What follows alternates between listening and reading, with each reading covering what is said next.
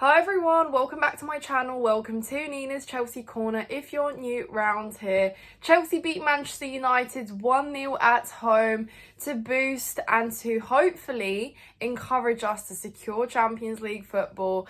It was an absolutely incredibly emotional game because it took us through frustration to anger to happiness to hope and to everything in between, because Marc Cucurella and Reece James, our fullbacks, combining for an absolutely brilliant winner in the 71st minute, and job done. 3 points, that is all that matters at the end of the day. So it kind of makes you forgive and forget what we actually saw in terms of performance, because ultimately, the objective was achieved. We beat them, we got our 3 points, kept a clean sheet as well, surprisingly.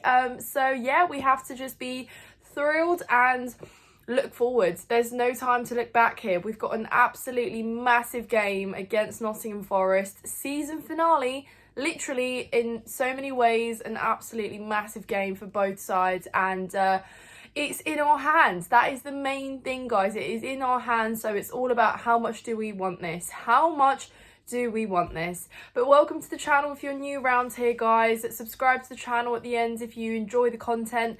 Smash the like button, and as always, get involved in the comments. Let me know your thoughts. To everyone who joined the live last night, thank you so much. Hope you guys enjoyed that. But it was great to see, yeah, so many of you in there. But yeah, guys, what a game. Honestly, what a game. In terms of setup and sort of the lead up to it, I thought, you know, Manchester United is a game that can present challenges in, you know, historically when you look at the games, particularly the last kind of few years where we've drawn to them. And, you know, we got obviously the win at Stamford Bridge last year, but again, it was difficult. We got the draw at Old Trafford, and even though it seemed like there's always a good time to play Man United, they just seem to turn up against us. And as we saw at Old Trafford earlier this season, we did make them look pretty good, and they did nullify our biggest threats. In the first half yesterday, that was emulated because, again, United kind of started the game off better. Obviously, their first big chance was, you know, Harry Maguire putting the ball at the back of the net as well. So that kind of really made us sit on the edge of our seats and just think, wow, Chelsea, is this really how it's going to go tonight? But to our big thanks, that was ruled offside, and again, another lifeline there given. So it almost was meant to be in the end, wasn't it? But even in that first half, guys, you know, it took some real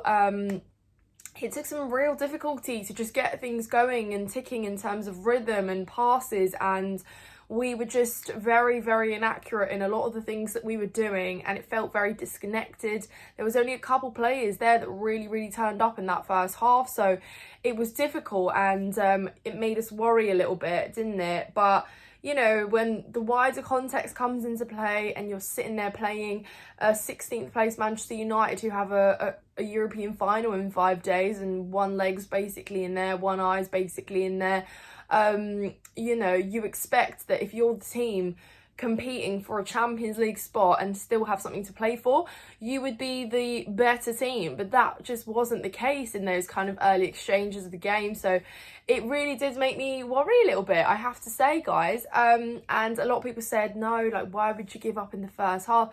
It's not necessarily that I gave up, but I just thought, you know, based off our track records and the way that we've played games this season that have absolutely been must win, we have fumbled to rise to that occasion, and that has actually been the very thing that, rather than motivating us, it actually trips us up and it makes us really overthink and question everything that we're doing. So yeah, from that regard, not really great, but ultimately in the second half we really changed things. But yeah, let's talk about some of those chances in the first half, because I thought, you know, Noni Madueke, he today could have had 2 goals, clearly. One of the chances that he missed could have been offside, but, you know, just purely unable to put the back of the net, and he disappointed me in that regard, because, again, Cole Palmer delivered a fantastic ball to him, and just the very fact that he couldn't finish it, even in the second half, again, just chances where those could have seriously been the difference today as well if you take away Cucurella's goal. So as a forward, as a winger, someone who has now had consistent games, he is not, you know, we can't shelter him from that very fact and the pressure that he does need to be delivering in these games. So that was kind of disappointing. And you could throw over to the other wing and say, excuse me, that Neto equally crossing, but maybe expected a little bit more and have expected a little bit more in terms of goals and output this season.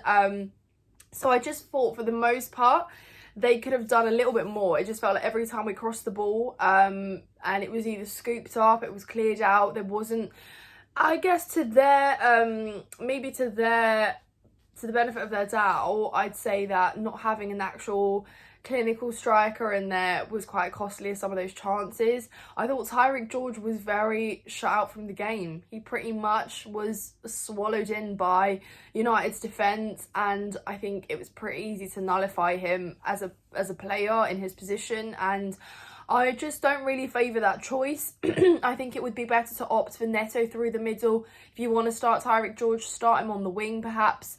But I just think that it's a lot of pressure to put on a 19-year-old who's just meant to be enjoying his football and still very much in the kind of walking steps of his career in senior football. Like, it is a lot of pressure to just throw him in there and expect him to deliver.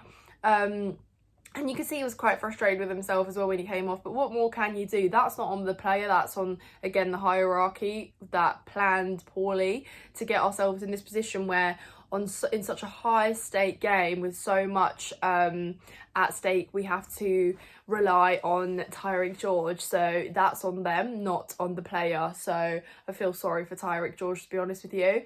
But yeah, overall, it just felt like we were a bit impotent there in attack, and it just felt like we couldn't finish our dinner. But then things changed in the second half. We looked a lot more alive, I think, you know, in terms of, I forgot Reece James's a fantastic shot that hit the post as well. Like, that was, the technique on that strike was superb. I mean, Reece James, take a bow. You are quite the player, aren't you? And yeah, so that was also a missed chance, an opportunity. I think we were also denied at least a look at a potential penalty for Højlund, who seemed to just bash out Enzo's shot with his arm. That wasn't even looked at. So yeah, that was disappointing in that regard. But yeah, in the second half, I think, you know, we maybe wanted Enzo Maresca to shift things around in the front department, maybe see, you know, Neto kind of come in more centrally, perhaps, if you wanted to keep players on the same. Because let's be real, realistically, things needed to change on the pitch rather than introducing players off the bench. Because who really would we have brought on, apart from Lavia, but I'm talking specifically in the attacking positions, who would we have brought on to change things? Literally no one. And that's not me being rude. There really wasn't a option. And that meant that we just had to kind of stick with what we already had on the pitch. And, you know, he did the good thing of actually pushing Cucurella a lot further up. Cucurella has been so good at arriving in the box as he did for that goal. It's a pattern that we've seen this season. Clearly so good aerially as well. So Cucurella, wow, I mean, you have quite the jump on you, don't you? And quite the header as well. But yeah, guys, absolutely phenomenal from the pair. Reece James does such a beautiful little trick to turn Garnacho away and just scoops it perfectly pinpoint to find Cucurella, who's storming in there and is just beautifully finishing that off. So yeah, I said, you know, yesterday in my live that the players, all of them, need to be rewatching that goal on replay and see how you get on the end of a beautiful chance created. Because yeah, I mean, it was absolutely fantastic. Stamford Bridge is sent up into eruptions and we are absolutely ecstatic, and that's all that matters at the end of the day. That goal, that combination, perfect. Cucurella, James, clutch players on the night, and they win it for us. So yeah, guys, I'm absolutely thrilled in the end. I'm buzzing. I'm even more excited now for that Nottingham Forest game. I will be there as well, so I'll bring you all the content from Forest that day, guys. Super excited. Let me know your thoughts in the comments down below. How do you feel about the game? How do you feel about our Champions League hopes? It is in our hands now, Chelsea. Go and do the job. But thank you so much for watching, guys. Like the video, subscribe to the channel, and I will see you very soon. Take care of yourselves.